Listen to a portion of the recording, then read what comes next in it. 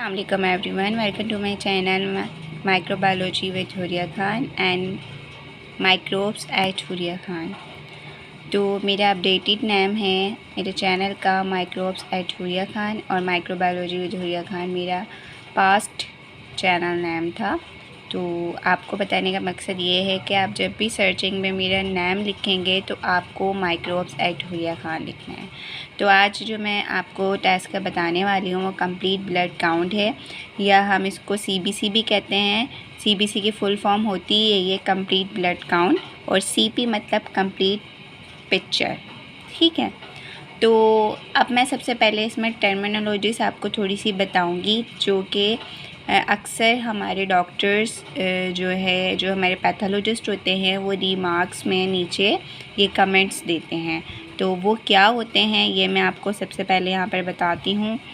तो excesses disease that affect red blood cells, जो कि सबसे पहले रेड ब्लड सेल को अफेक्ट करती हैं। सबसे पहले होता है एनीमिया। एनीमिया क्या होता है? Less than normal. जब हमारी ब्लड में जो RBCs की तादाद होती है, जो हमारे रेड ब्लड सेल्स होते हैं, वो हमारी बॉडी के अंदर नॉर्मल से कम हो तो उस कंडीशन को हम एनीमिया कहते हैं। पॉलीसाइथीमिया का मतलब होते हैं मोर देन नॉर्मल, यानी नॉर्मल से ज़्यादा होगा तो पॉली, नॉर्मल से कम होगा तो एनीमिया। ठीक है, तो ये चीज़ आपको याद रखनी है। अब यहाँ पर देखें रेड सेल्स हमारे, अगर हम इसकी माइक्रोस्कोपी करना चाहते हैं या हम इसकी स्कैनिंग करते हैं, ठीक है, तो वो आपको इस तरह के जो है वो सेल्स नज़र आते हैं माइक्रोस्कोप में। ये सारे रेड सेल्स हैं जिनके अंदर न्यूक्लियस नहीं पाया जाता। अब हम आगे चलते हैं और दूसरी कंडीशन को देखते हैं इसकी। बेसिकली ये इसकी मार्फोलॉजी कहलाती है। ठीक है, मार्फोलॉजी जिसमें कमेंट्स वगैरह दे रहे होते हैं पैथोलॉजिस्ट। अब यहाँ पर क्या है? Excesses disease that affect white blood cell. इससे पहले RBC की बात की, अब वाइट ब्लड सेल्स की डिज़ीज़ की बात कर रहे हैं। उसमें लीकोपेनिया होता है। लीकोपेनिया ऐसी कंडीशन होती है जिसमें जो वाइट ब्लड सेल्स हैं वो कम होते हैं नॉर्मल से। नॉर्मल से अगर कम नज़र आ रहे हैं तो उस कंडीशन को हम लीकोपेनिया कंसीडर करेंगे। और अगर नॉर्मल से ज़्यादा हैं, मोर देन नॉर्मल, तो उसको हम लीकोसाइटोसिस कंसीडर करते हैं। उसके बाद आता है मैलिग्नेंसी।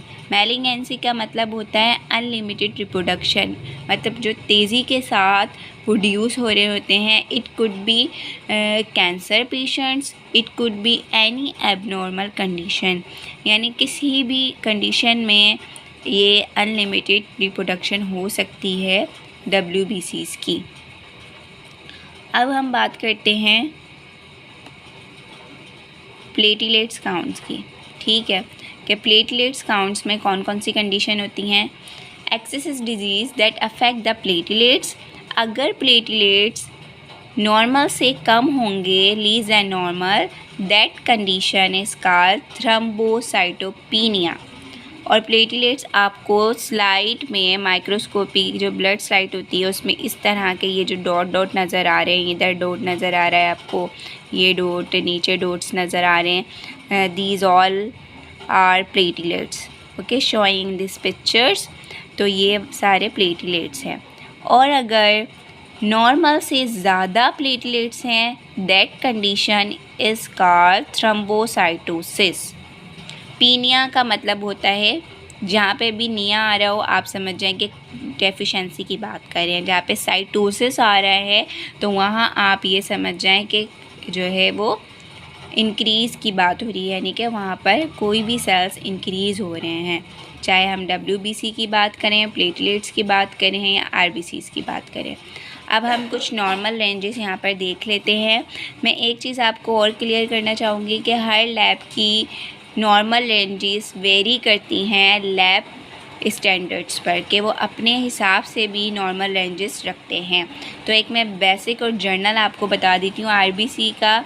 ठीक है, RBC की जो यहाँ पर रिज़ल्ट शो किया हुआ है, ये यूनिट्स, जिन यूनिट्स में हम इन सबको काउंट करते हैं, HB को, हेमाटोक्रिएट्स को, MCV को, MCH, MCSC, RDV, इन सब को जो हम काउंट करते हैं। ये इसके यूनिट्स हैं और ये इसकी रेफरेंसेस वैल्यूज़ हैं। तो आरबीसी की नॉर्मल वैल्यू होती है 4.10 से 5.6 तक होती है नॉर्मल। अब ये वाली वैल्यू है, इट्स मीन ये नॉर्मल से कम की तरफ जाएगी। समथिंग पॉइंट्स का इशू है, हम इसको ज़्यादा सीरियस नहीं लेते। हेमोग्लोबिन 40.7 है ग्राम पर डेसीलीटर। 12 से 17 तक नॉर्मल होती है, तो ये नॉर्मल रेंज में आएगी। हेमेटोक्रिएट्स 40.9, तो 36 से 50 के बिटवीन आ रही है, तो इट्स मीन के नॉर्मल में आएगी। सही है, ये हमारी नॉर्मल वैल्यू है। इसी तरह एमसीवी है, एमसीएच है, एमसीएससी है और आरडीडब्ल्यू है, ये सारी हैं। एमसीवी है मैन कार्पस्क्यूलर वॉल्यूम, ठीक है, मीन कंसंट्रेशन। ये हम सारी आरबीसी की वॉल्यूम की बात करते हैं, यहाँ पर कंसंट्रेशन की बात करते हैं, और यहाँ पर इसकी कंसंट्रेशन और वॉल्यूम की दोनों की बात की जाती है और साइज़ की बात करते हैं। तो इन सब को मिला के एमसीवी, एमसीएच और एमसीएससी बनते हैं। उनकी नॉर्मल रेंज ये सारी हैं, ठीक है, और ये इसके रिजल्ट्स हैं। तकरीबन सारी नॉर्मल रेंज में ही आ रही हैं।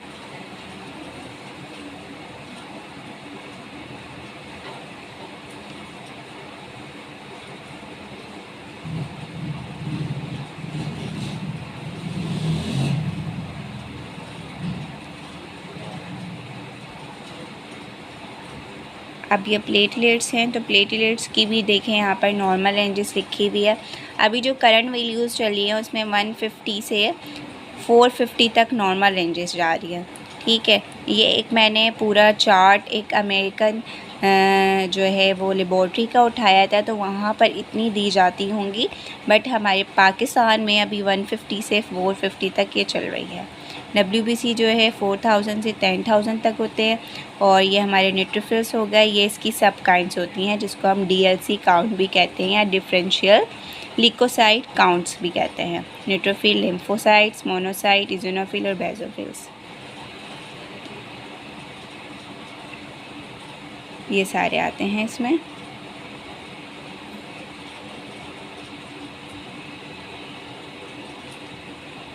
आई होप कि आपको लेक्चर अच्छे से समझ आया होगा। इसमें कंप्लीट ब्लड काउंट की मैंने टर्मिनोलॉजी डिस्कस की है, प्रोसीजर डिस्कस नहीं किया है। इससे रिलेटेड कोई भी सवाल हो किसी भी पैरामीटर से related, please you can ask me in my comment section box. Please like, share and subscribe my channel.